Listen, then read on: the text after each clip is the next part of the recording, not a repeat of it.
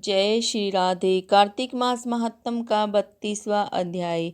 भगवान श्री कृष्ण जी ने कहा कि प्रेत पति यमराज की आज्ञा से धनेश्वर को नरकों के पास ले गया और उसे दिखाता हुआ कहने लगा, हे धनेश्वर, इस भयंकर नरकों को देखो, जिनमें पापियों को यम के दूत सदा ही दुख देते रहते हैं। यह देखो, यह तत्ववाचुक नामक नरक है, जिसमें देह जलने के कारण पापी विलाप कर रही हैं। भोजन के समय जो प्राणी भूखों को भोजन नहीं देते, वह बार बार नरक में डाले जाते हैं। वह मनुष्य जो गुरु, अग्नि, ब्राह्मण, गौ, वेद और राजा इनको लात मारते हैं, वह भयंकर नरक अतिशय पापों के करने पर मिलता है। अब देखो, यह दूसरा अंधक मिश्र नामक नरक है। हे ब्राह्मण, सुई की भांति वाले तमोक नामक कीड़े इन पापियों को काट रहे हैं। इस नरक में दूसरों का दिल दुखाने वाले पापी गिराए जाते हैं। अब ये तीसरा कैक्रय नामक भयंकर नरक है। इस नरक में पापी आरे से चीरे जाते हैं। यह नरक भी असीम, त्रवण आदि भेदों से 6 प्रकार का है। इसमें स्त्री और पुत्रों के वियोग कराने वाले प्राणियों को कढ़ाई में पकाया जाता है। 2 प्रियजनों का बिछोह कराने वाले मनुष्य भी सीमंत्र सभी तलवार की धार से काटे जाते हैं और कुछ भेड़ियों के डर से भाग जाते हैं। अब तुम यह चौथा नरक देखो, इसका नाम अर्गल है। इसमें पापी लोग तरह तरह से चिल्लाते हुए इधर उधर भाग रहे हैं।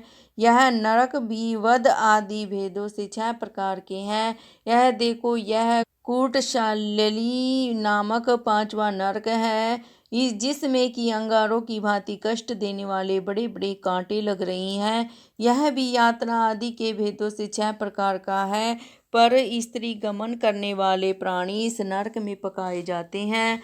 देखो, यह उलवण नामक 6ठा नरक, जिसमें कि सिर नीचे करके पापियों को पकाया जाता है। जो लोग भक्ष्य का विचार नहीं करते, दूसरों की निंदा और चुगली करते हैं, उनको इस नरक में डाला जाता है। देख लो कि ये लोग किस तरह से चिल्ला रहे हैं। दुर्गंध भेद से यह नरक भी 6 प्रकार का है।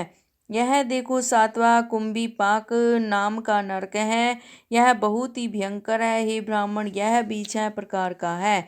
इसमें महापातकी लोगों को पकाया जाता है। इस नरक में हजारों वर्ष तक यातना भोगनी पड़ती है।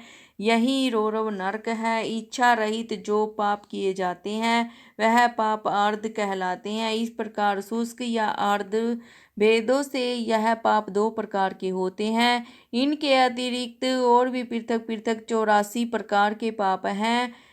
अपकीर्ण, पांडाकतेय, मालिनीकरण, जाति, ब्रह्मशंकरण, उपाय, अतिपाप, महापाप, यह 7 प्रकार के पातक हैं।